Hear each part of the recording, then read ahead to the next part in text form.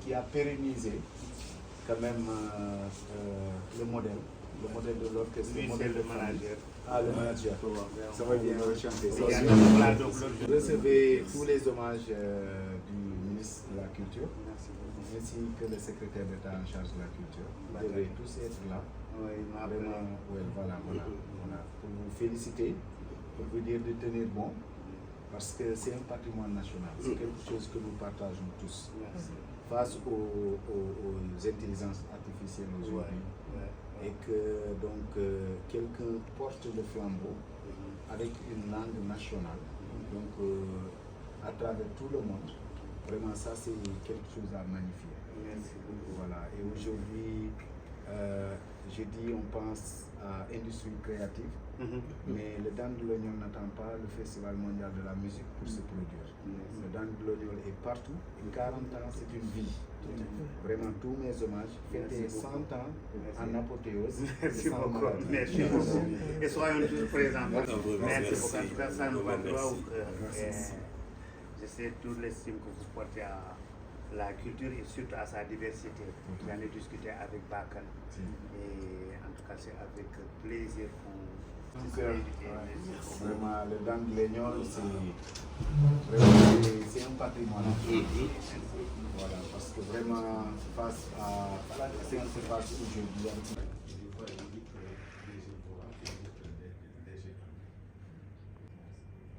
depuis lors, ils n'ont pas manqué de me témoigner de leur engagement aux côtés de la culture en général, mais de la musique et de tout ce que moi, en tant qu'artiste sénégalais, je m'efforce à initier, à mettre en place ici. L'exemple le plus parfait que je vais choisir, c'est les Blues du Fleuve. Ils ont fait le déplacement pour venir voir ce que c'est les Blues du Fleuve, le festival qu'est les Blues du Fleuve. Et j'ai été agréablement surpris de voir des gens qui étaient avertis par rapport à la culture parce qu'ils ont pu comprendre le sens même d'une organisation qu'on appelle les Blues du Fleuve. Au bord du fleuve Sénégal, que se partagent 4 pays, mais aussi avec d'autres invités qui viennent, bien sûr pour la culture traditionnelle, les jeunes artistes très modernes, comme Mia Guissé, comme Diaba, qui ont fait de très belles prestations au bord du fleuve, qui m'ont accompagné aussi dans la découverte de cet engagement que vous venez de citer. Donc l'engagement de Baba Mal et de son orchestre, je dirais, qui fait ses 40 ans d'existence.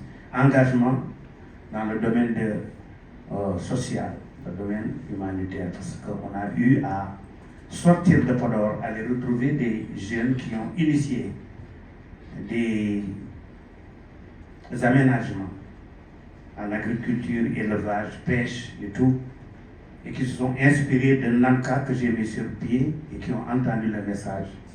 Retour aussi, ils nous ont accompagnés à l'hôpital régional de Ndioum, parce que Nanka, c'est beaucoup de sections, des sections au niveau de l'Europe, la France, les États-Unis, et c'est des sections très dynamiques donc, qui, à leur manière, accompagnent moi mes désirs d'accompagner nos populations. Et ils ont participé à ce don qui a été effectué par Nanka des États-Unis d'une valeur de 75 millions pour l'hôpital de Saint-Louis. L'hôpital de Ndioum, pardon. Donc là, on est ici au Grand Théâtre. J'ai dit à Oumar, je ne pouvais pas faire cette organisation sans marquer un point de départ très important qui est un concert ici au Grand Théâtre. Mais il faut noter que la célébration des 40 ans du Dan de l'Oignon n'est pas seulement une célébration d'un jour ou bien d'un seul spectacle. Il y a tellement de diverses choses qu'on aimerait bien partager avec surtout la jeune génération. Je le dis très souvent que le Dandelignon, en l'occurrence les musiciens du Dandelignon, qui ont compris très tôt, en rapport avec les fans clubs qui ont été créés en 1985-86, parce qu'avant cela, il n'y avait pas de fans club ici au niveau du Sénégal. Ce sont des amis à moi qui se sont dit, tu t'appelles Dandelignon, la voix du peuple. Nous faisons partie du peuple, nous avons créé des clubs qui vont venir s'asseoir avec toi, pas seulement écouter ta musique, mais discuter avec toi pour essayer d'accompagner cet appel de beaucoup d'associations de développement, d'abord dans la vallée du fleuve, Mauritanie et Sénégal, qui organisaient très souvent des concerts au niveau du stade Amadou Barry, presque chaque week-end. Bien des grandes soirées de Tabaski, de Korité.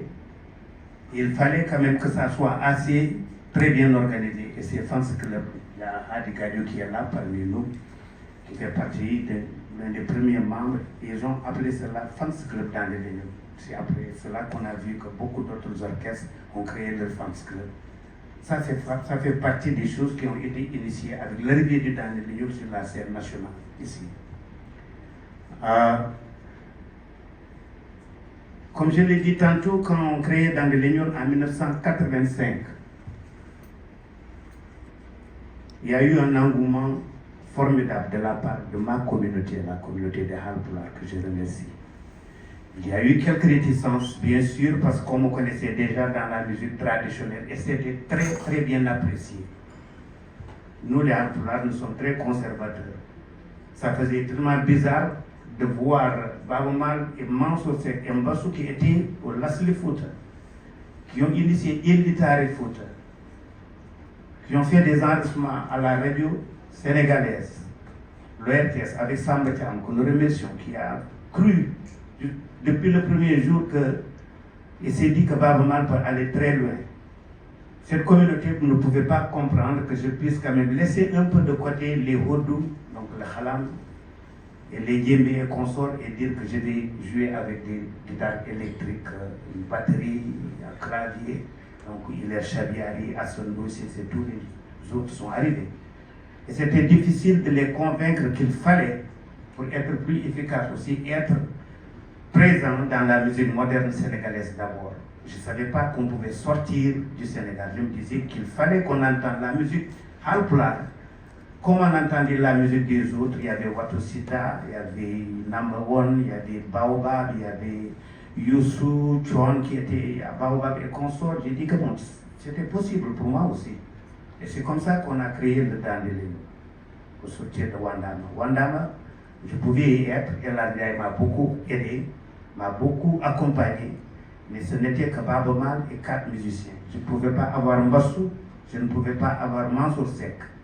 Alors que mon rêve d'être musicien, de parler à l'Afrique, en utilisant la musique, ce rêve, je l'ai commencé avec Mansour Seck et Mbassou. Il fallait les retrouver dans le milieu. Ça a été, comme vous l'avez dit, des hauts et des bas. Parce que c'était plutôt la passion. On ne s'était pas dit qu'il fallait créer cet orchestre parce que ça peut marcher sur le plan commercial. C'était un engagement. C'est-à-dire qu'il fallait que la musique Halpulaar aussi ait son orchestre. On a eu des hauts et des bas parce qu'on n'avait pas de moyens. On allait en France, plus particulièrement, retrouver les émigrés, donc qui, eux, avec une vision beaucoup plus différente de ce qui se passe au Sénégal, disaient que pouvaient aussi exister ici. Et c'est comme ça qu'on a acheté nos premiers instruments, les batteries, les claviers, les guitares. Et sans aucun sponsor, sans aucun accompagnement, on s'est dit qu'il fallait que nous-mêmes, que nous construisions. Je pense que c'est l'un des rares orchestres qui ont vraiment fait tout leur chemin. À part l'amour et l'estime, et vraiment la reconnaissance surtout des jeunes. Parce qu'à chaque fois qu'il y a un changement, c'est les jeunes qui voient que ça, c'est une lumière qui s'adresse au futur, à l'avenir. Et les jeunes croyaient au Dandelignon. Important for everybody to understand that the contribution of aid to the wider development agenda is actually quite small. A lot of development and transformation that happens all over the world is less about aid, but more about the enterprise of people in those countries. So we need to realize that if aid cuts are declining, it doesn't mean all of a sudden there will be total crisis and nothing will happen. Because the contribution of aid, important as it is, has not been the most important for transformation. Okay, that's the first thing. The second thing to say is that, of course, as we see cuts to ODA, Overseas Development Assistance, there are vital programs that aid has been supporting, including here in Senegal, which will be affected because of the aid cuts. However, as ActionAid, we also see that this is an opportunity for us to mobilize resources domestically. The country where I come from, if you do an analysis of how much money is lost in corruption, for instance, how much money is lost in priorities that really are divorced from people's welfare, it is very high. So as the aid cuts happen, we also need to realize that we must find the resources to meet the most critical needs for transformation of our societies, investing in women, investing in smallholder farmers, investing in agriculture, investing in employment for young people, so that progressively we actually reduce our dependency on aid. Aid is important, but we must reduce our dependency on it and look for alternative ways of transforming and funding our development. I mean, was that one of the reasons you've been having meetings with partners?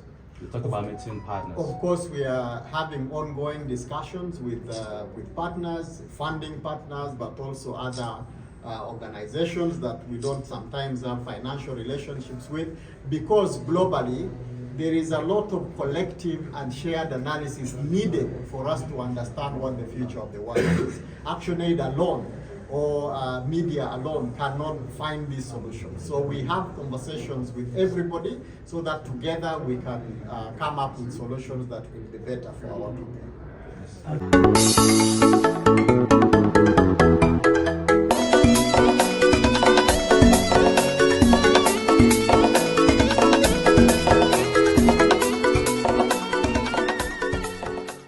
Let's begin with you kindly introducing yourself. I am Arthur Laro. I'm the Secretary General of ActionAid International. I am based in Johannesburg, South Africa, where our head office globally is. Now, tell us briefly the essence, the objective, or how symbolic your trip to Senegal is, please. Senegal is a very important country. Nation from Francophone countries is coordinated. We are also very delighted to be here because we recently recruited a new country director, Haita, who is here with me. And so it is our tradition to come from the Global Secretariat and to provide support to our leaders that are leading at the country level.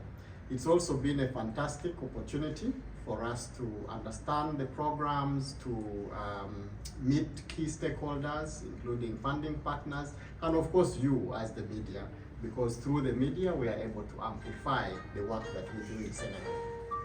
Do you want thematic areas, if I'm not mistaken? Correct. How many of these three has Senegal really excelled in that should make the country a model while you expand your scope of work, at least in the 45 other countries that you cover?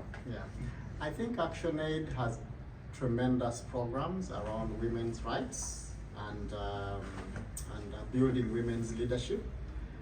It's exemplary in many ways. Of course, we have cases from around the world, but I think the area around women's rights and the empowerment of women is one area that ActionAid Senegal has quite excelled in. I think the other area which we are very, very proud about around the world is building the agency of young people for campaigning, whether it's about climate, whether it's about tax, whether it's about against the domestic violence.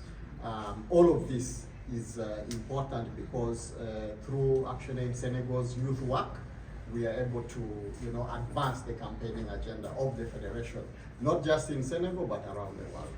Well, do you have a data to support this submission? Do you have a data?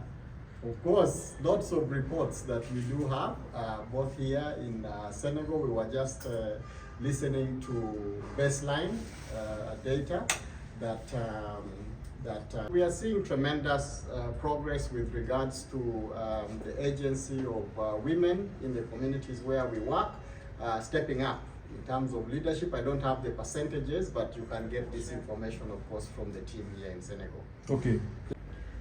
This climate justice campaign is to highlight the important information around the world that those who are most responsible for the climate crisis are affected the least by the crisis. In other words, those who are least responsible, in, for instance, Africa, we are responsible for less than 3% of carbon emissions globally. But if you see the impact of climate change in our communities in Africa, it's very devastating. It's about telling the rest of the world that are responsible for carbon emissions to take their fair share of responsibility, support countries like Senegal and around the world to be able to adapt and survive the vagaries of climate crisis. So this Climate Action Week happened here in Dakar, but also in the rest of Senegal and the rest of the world, where we were raising awareness about the crisis of climate, as well as actions that need to be taken, some of which are implemented through our programs, whether they're agroecology programs here in Senegal, supporting women, smallholder farmers here in Senegal. Is that the presentation you'll be making at the climate summit? I mean, the COP30?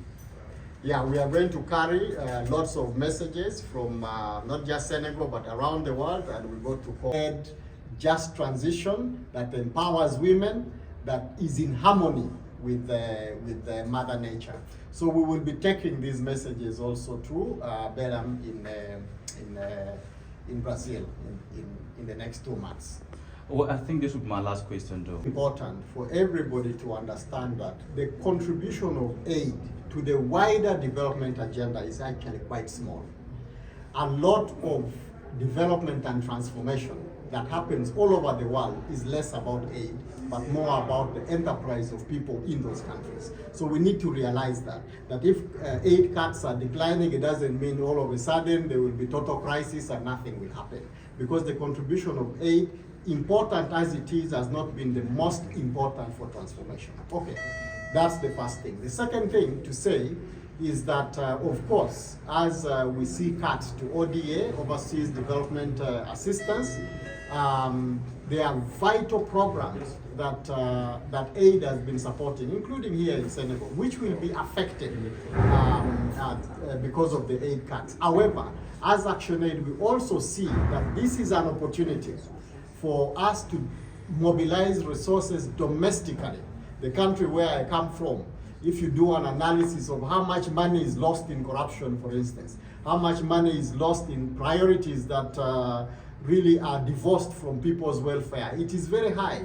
So as the aid cuts happen, we also need to realize that we must find the resources to meet the most critical needs for transformation of our societies, investing in women, investing in smallholder farmers, investing in agriculture, investing in employment for young people, so that progressively we actually reduce our dependency on aid.